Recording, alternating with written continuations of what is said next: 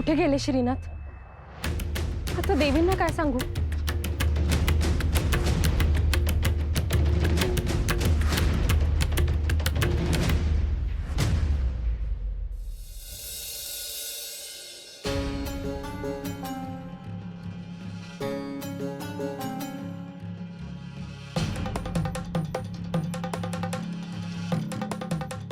रोहिणी आली का?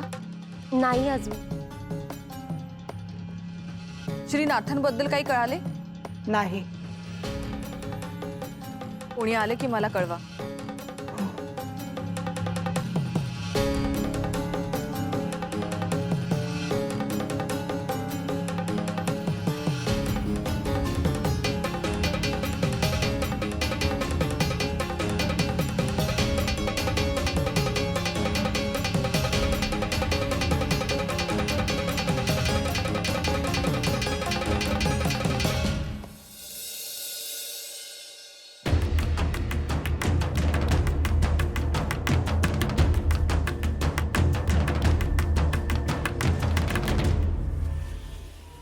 हे देवतांनो, मी आजवर ज्यांना प्रसन्न करून घेतले त्या सगळ्यांनी प्रकट व्हावं ही प्रार्थना.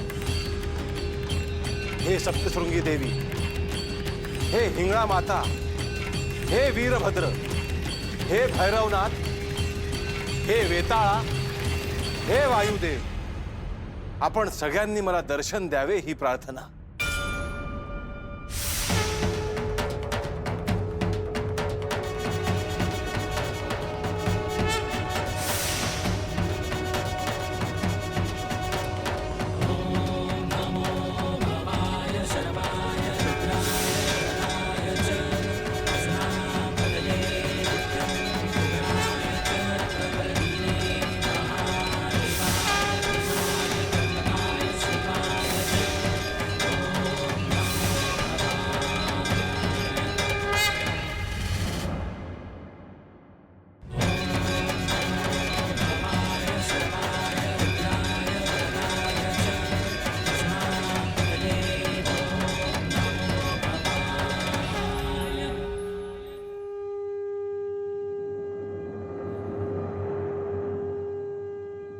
मी आपल्याला राजवाड्याच्या बाहेर येऊन आवाहन केले, कारण आपण आपल्या गणासोबत प्रकट झालात तर त्याची चाहूल लागून स्त्रिया मूर्छित पडल्या असत्या. म्हणून मी ह्या स्थानावर आलो आहे. आपल्याला आवाहन करण्याचे एक विशेष कारण आहे. माझा प्रिय शिष्य गोरक्ष तर साक्षात श्री महादेवांच्या सानिध्यात आहे. मला त्याची काळजी नाही, परंतु गहिनी आणि जालंधर यांना कोणतेही संरक्षण नाही की अद्याप त्यांना दीक्षाही मिळालेली नाही. तेव्हा आपण सगळ्यांनी सूक्ष्म रूपाने त्यांचे रक्षण करावे आणि कृपा ठेवावी ही प्रार्थना.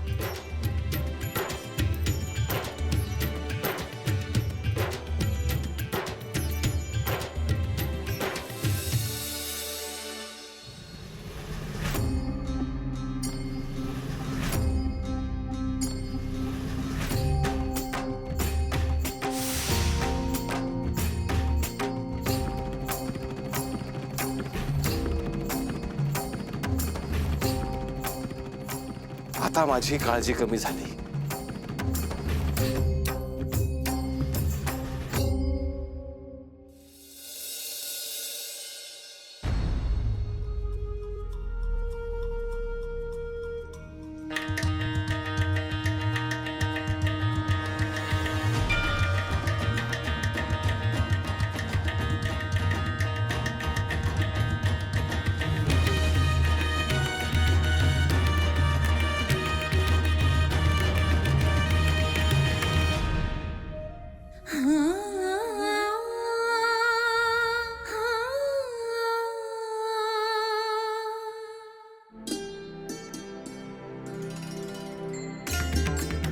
श्रीनाथ, कुठे होतात तुम्ही? तुला सांगितलं होतं ना मैनावती, महत्वाचं काम होतं. तुमच्यामुळे आज दिवसभर मी अन्नही घेतलं नाही. याच काळजीत होते की तुम्ही कुठे गेला होतात. मैनावती, पुढे आयुष्यात असे अनेक क्षण येणार जिथे काही गोष्टी मी तुला सांगू शकणार नाही,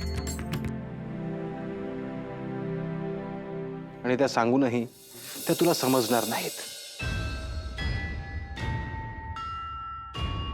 तरीही सांगतो, माझा गोरक्षेत्र श्री महादेवांच्या आज्ञेत आहे. श्री दत्त महाराजांची कृपा देखील त्याच्यावर आहे. परंतु गहिनी, तो एका गावात आहे. जालंधर तर अजूनही अरण्यात फिरतो आहे. मला त्यांना सहाय्य करायचं होतं.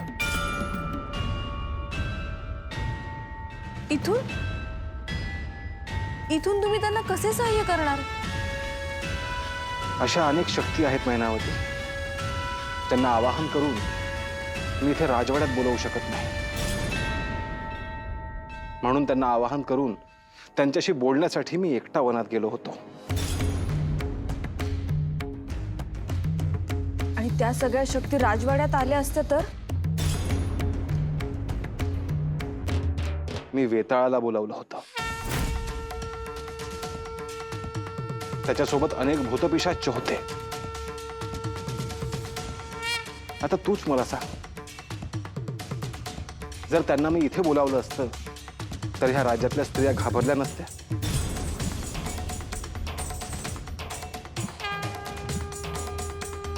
क्षमा असावी श्रीनाथ. मी दिवसभर तुमच्याबद्दल नाही तो विचार करत होते.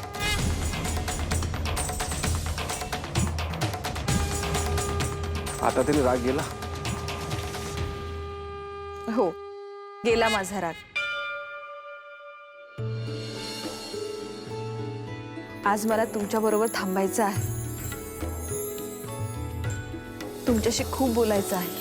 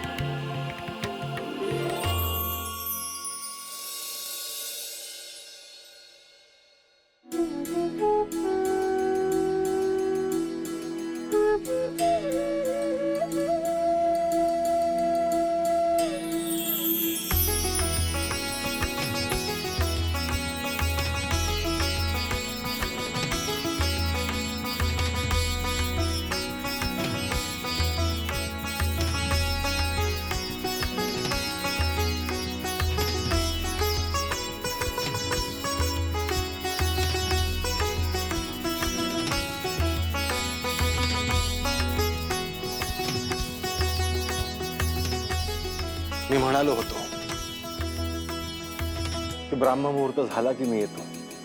मी जागीच होते. स्नान केलं आणि इकडे आले. उत्तम. आजचा योगच अद्भुत आहे. काय आहे आज? आज दत्त जयंती आहे. माझे गुरु, माझं सर्वस्व, त्यांचा उत्सव.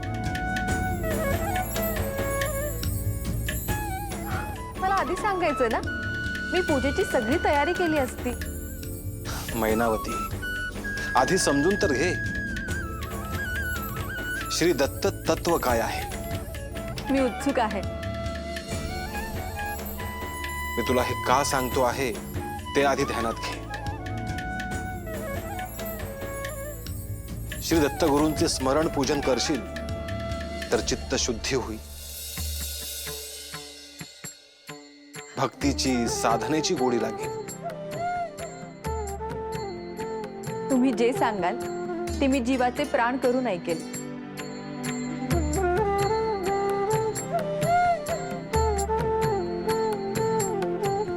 चैतन्याचे साक्षात रूप म्हणजे श्री दत्तात्रेय. श्री दत्तप्रभू कालातीत आहेत. त्रिकाल ज्ञानाचे ते स्वामी आहेत.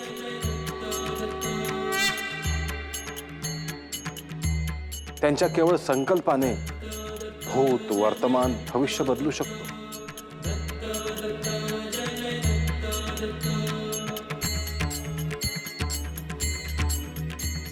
या सृष्टीची उत्पत्ती, स्थिती, लय हे त्यांच्याच मुळे होते.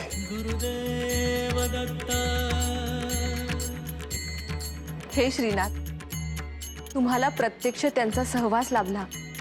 त्यांनी तुम्हाला ज्ञान दिलं. परंतु माझ्यावरही त्यांची कृपा व्हावी असं जर मला वाटत असेल तर त्यासाठी मी काय करू?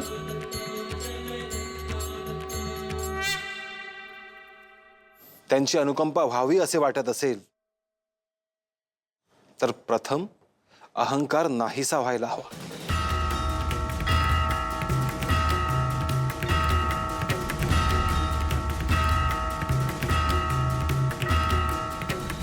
पण मी संसारात आहे, राज्य कारभार करते. त्यातही ते शक्य आहे मैनावती. आजपासून साधनेला सुरुवात कर. मी आणि माझे हे एकदा का सुटले की तू खऱ्या अर्थाने दत्तकृपेला प्राप्त होशील. खरंच मी प्रयत्न करेन. परंतु मी तुमच्यात इतकी अडकली आहे की तुम्ही फक्त माझे आहात या भावनेतून सुटका नाही.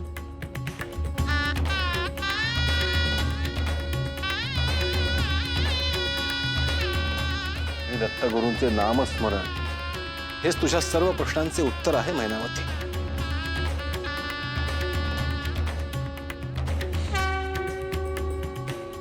आजवर मी तुम्हाला काहीच मागितले नाही. आज एक मागू? मी देण्यासाठी तत्पर आहे. माग. मला श्री दत्तात्रेयांचं दर्शन घडवा.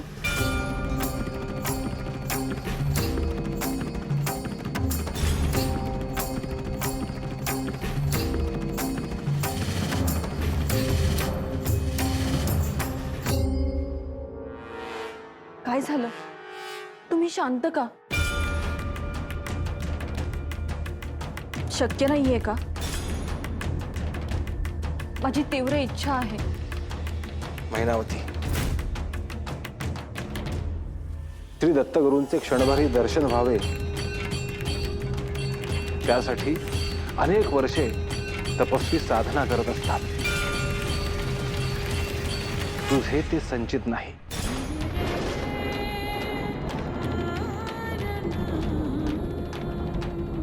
माझी सर्व संचित तुम्हाला प्राप्त करण्यासाठी खर्ची झाले.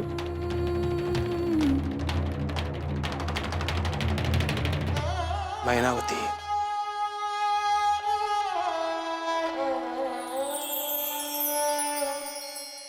महादेव शंभो.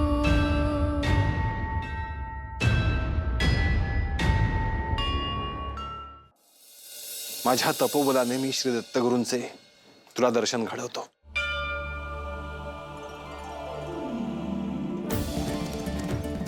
समोर पहा.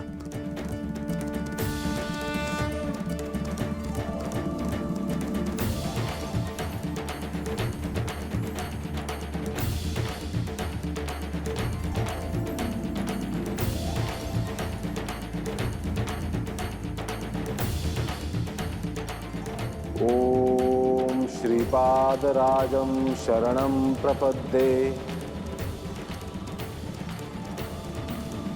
ओम श्रीपादराजं शरणं प्रपद्ये.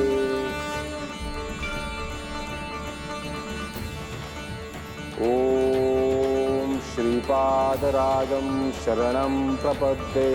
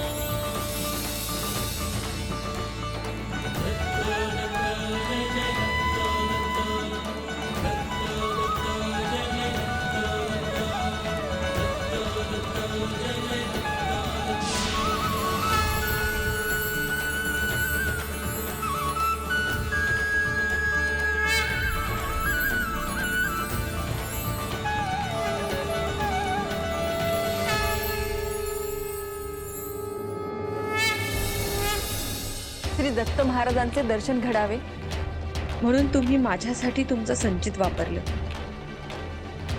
तुझी भक्ती दृढ व्हावी हाच त्याच्या मागचा हेतू आहे. आता मला एक सांगा, मला जर दत्त महाराजांची साधना करायची असेल तर मी काय करू?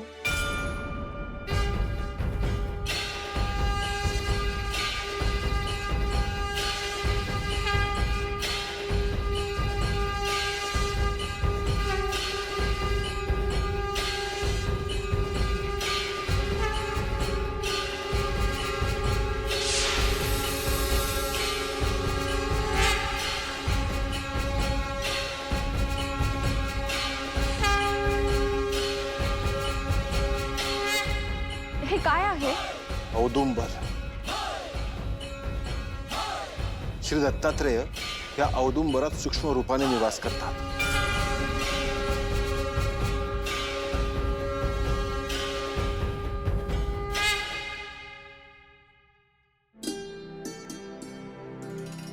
या राजवाड्याच्या परिसरात